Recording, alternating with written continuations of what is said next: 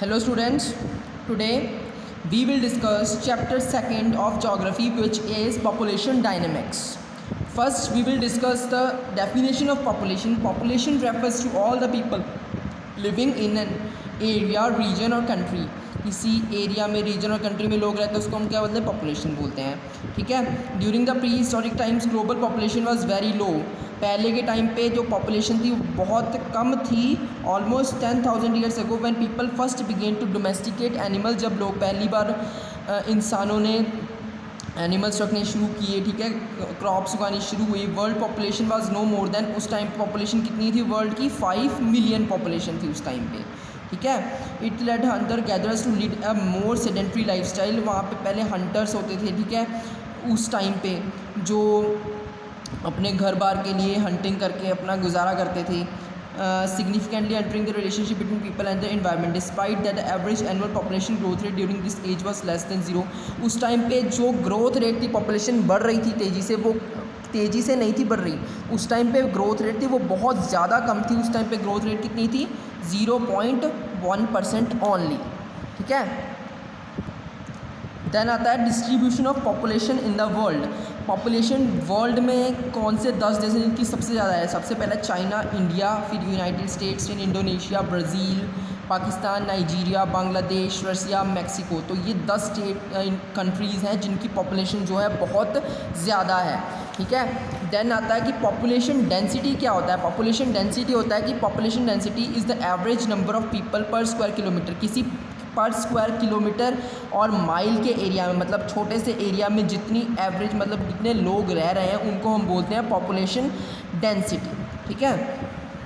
फिर आता है कंसेप्ट ओवर पॉपुलेशन और अंडर पॉपुलेशन का.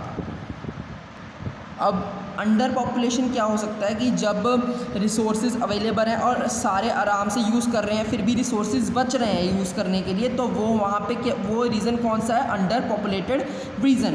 ठीक है. ओवर पॉपुलेटेड रीज़न हम क्या बोल सकते हैं, ओवर पॉपुलेटेड रीज़न होता है जहाँ पे रिसोर्सेज कम पड़ जाएँ यूज़ करने के लिए.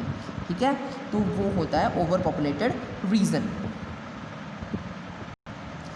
तो अब क्या कि in terms of the planet as a whole there are many indications that human population is pushing up against the limits of the earth resources. अब जो human population है वो लगातार बढ़ रही है. इंडिकेशंस मिल रहे हैं कि हमारे जो रिसोर्सेज हैं वो एक्सप्लॉइट होना शुरू हो गए हैं. ठीक है. धीरे धीरे वो ख़त्म भी होना शुरू हो जाएंगे.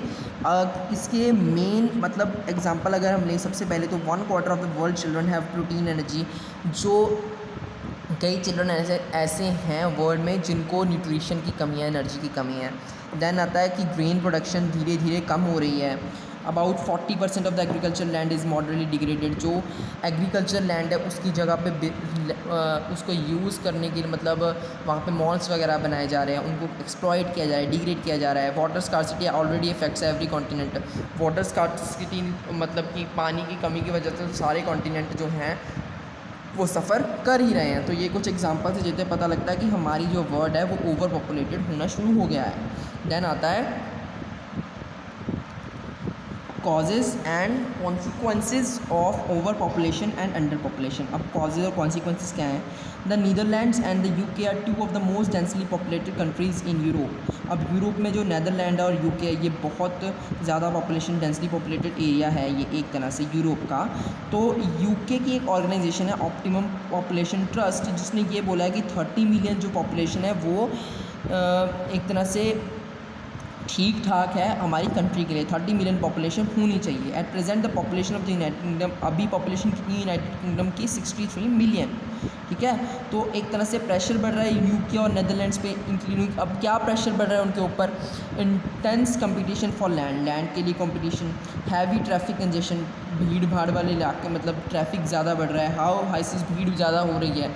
हाई हाउस प्राइसेस, तो मतलब अब जब लोग ज़्यादा होंगे तो सारे तो घर इतने अफोर्ड नहीं कर पाएंगे, लैंड कम है, तो उन जगहों पे प्राइसेस जो है वो हाई उठा दी गई.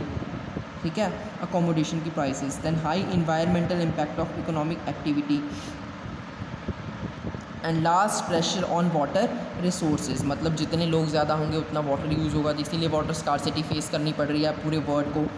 In the developing world, China and Bangladesh are countries that many would view as overpopulated. The one child policy confirms the Chinese government view Bangladesh as one of the highest population densities in the world and a huge part of its population struggles for basic amenities. अब China और बांग्लादेश भी एक तरह से over populated area हैं, ठीक है। ये बांग्लादेश की जो पॉपुलेशन है वो इतनी ज़्यादा है कि उनको बेसिक फैसिलिटीज़ के लिए भी बहुत ज़्यादा स्ट्रगल करना पड़ता है। In contrast Malaysia has been concern that it is under populated in 1982 when Malaysia population was below 15 million. Its government announce that the country should aim for an ultimate population of 70 million. वैसे ही दूसरी तरफ जो Malaysia है वो under populated है। उसकी कितनी 1982 में उसकी जो पॉपुलेशन थी वो 15 मिलियन थी। तो उस टाइम पे गवर्नमेंट ने अनाउंस किया कि हमारा एम है कि हमें अपनी पॉपुलेशन को 70 मिलियन तक पहुंचाना है। A range of benefits were put in place to encourage Malaysian people to have larger families. तो इसकी वजह से उन्होंने बोला कि आप अपनी फैमिलीज़ को बढ़ाइए। Impact of over population. अब ओवर पॉपुलेशन का इम्पैक्ट क्या होगा? कंजेशन इन द सिटीज़, भीड़ हो जाएगी ज़्यादा सिटीज़ में। Increase in crime rate due to unemployment. जब ज़्यादा लोग होंगे तो अनएम्प्लॉयमेंट बढ़ेगी, अनएम्प्लॉयमेंट बढ़ने की वजह से क्राइम्स इंक्रीज़ होंगे। Breakdown of infrastructure facilities and uncontrolled rise in the number of people causes socio economic chaos and disequilibrium. तो जो फैसिलिटीज़ मिलती हैं लोगों को वो भी कम हो जाएंगी, ठीक है। फैसिलिटीज़ बहुत कम हो जाएंगी क्योंकि वो बट जाएंगी, डिवाइड हो जाएंगी। Then environmental population increases manifold time, be it water, land और नॉइज़ पोल्यूशन। एनवायरमेंट पोल्यूशन भी होता है ज़्यादा पॉपुलेशन की वजह से। क्या होता है कि वाटर स्कार्सिटी होती है, एयर पोल्यूशन होता है, लैंड के लिए झगड़े वगैरह होते हैं, ठीक है। और नॉइज़ पोल्यूशन होता है क्योंकि जब ट्रैफिक होगा तो नॉइज़ क्रिएट होगी बहुत ज़्यादा, इसीलिए। The health and sanitation of the urban citizen suffer. Health और सैनिटेशन भी बहुत ज़्यादा मेन होती है अर्बन एरियाज़ में। पर जब लोग अर्बन एरियाज़ में रहते हैं तो कई लोग होते हैं जो वो स्लम्स में भी रहते हैं, जिसकी वजह से बहुत हेल्थ प्रॉब्लम्स भी आती हैं। Since manual labour becomes cheap and easily available, they stand the risk of being exploited by the more privileged strata of the society.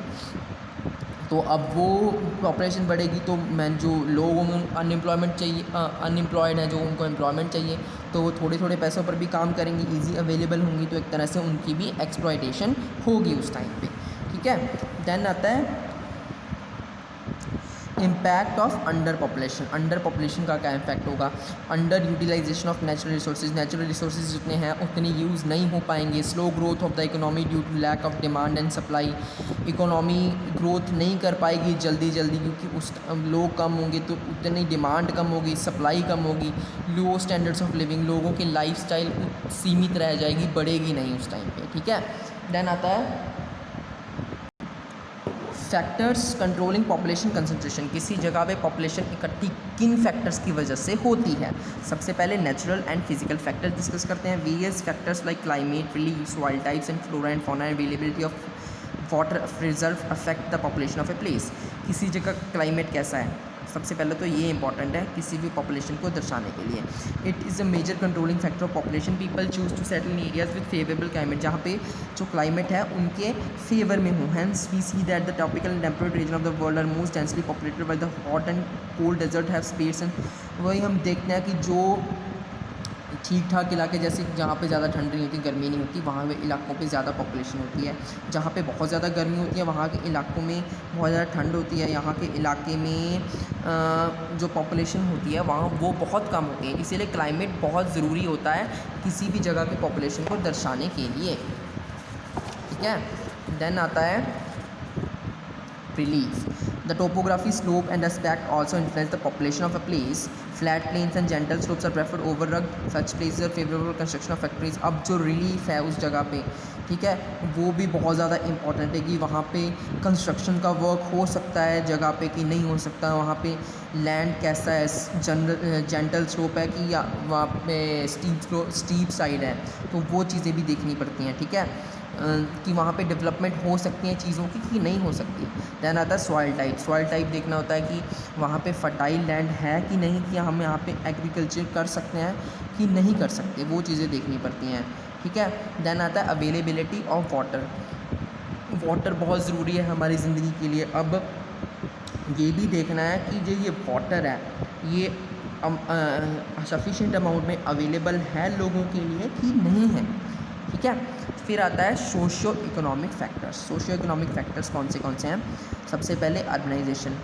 Urban areas usually offer more facilities, like जो urban areas होते हैं वो ज़्यादा facilities देते हैं, ठीक है, इसीलिए वहाँ पे पॉपुलेशन ज़्यादा होती है। रूरल एरियाज़ में लोग वहाँ पे जाते हैं लेने के लिए, जॉब्स लेने के लिए, बेटर फैसिलिटीज़, बेटर लाइफस्टाइल पाने के लिए लोग एक जगह से दूसरी जगह पे शिफ्ट होते हैं। देन आता है इंडस्ट्रियलाइजेशन। अब लोगों एग्रीकल्चर बहुत कम करते हैं लोग, अब एग्रीकल्चर धीरे धीरे कम हो रहा है। लोग एग्रीकल्चर की बजाय प्रेफर करते हैं कि हम अर्बन एरियाज़ में जाएं, इंडस्ट्रीज़ में वर्क करें। इंडस्ट्रियलाइजेशन की वजह से क्या हुआ कि लोगों ने फैक्ट्रीज़ में काम करने शुरू कर दिया, जिसकी वजह से लोग जहाँ पे इंडस्ट्रीज़ वगैरह जहाँ ज़्यादा होगी वहाँ पे पॉपुलेशन भी ज़्यादा होगी, ठीक है।